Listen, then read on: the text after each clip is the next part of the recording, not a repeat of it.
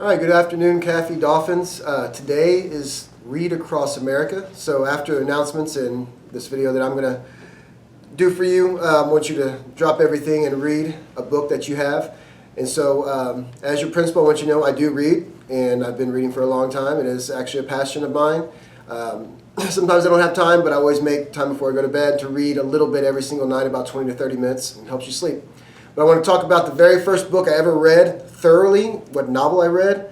It's called The Count of Monte Cristo. So yes, you're like, wow, that's a huge book. And it is. When you're a college student and you have no cable, you have to find something to do. And back then there was no internet, or it was just coming out. So a friend of mine told me to read this book, and it was probably the best book I've ever read in my life. So it's my favorite book, so I'm going to share it with you. All right, so basically what this book's about, it's about a guy named Dantes, who's a sailor, and he is picked as like co-captain, and his captain dies when they're at sea. And before his captain dies, he makes him captain of the ship. So some of the sailors are jealous, and so when he comes back and plans on marrying his wife with his new fortune of being captain, these guys plot to get him imprisoned so he does not become captain.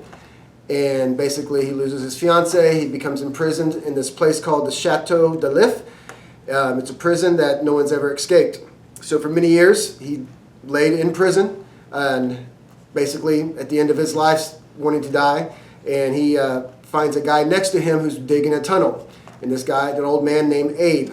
So Abe tells him about a treasure hidden on an island by an old Italian family. So him and Abe plan an escape, and they start digging a tunnel to escape. But during that time, Abe dies. And so when somebody dies in the prison, they put him in a body bag, and then they come and get him, and they basically will throw him into the sea.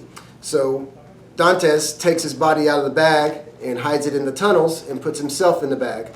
And the prison guards end up coming in and throwing him out to sea, and he had a knife. He cut himself out of the bag.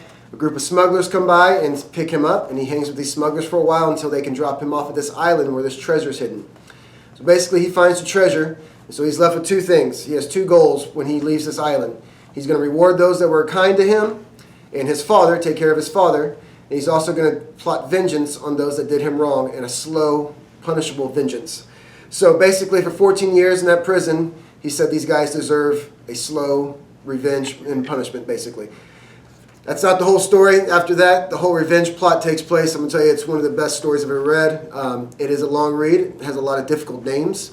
But if you have the time to sit down and just be patient and read, I'm going to tell you it's very worth it. So I encourage everyone to do your best, find a book that you like to read, and find enjoyment in it. Have a great day. Drop everything and read today.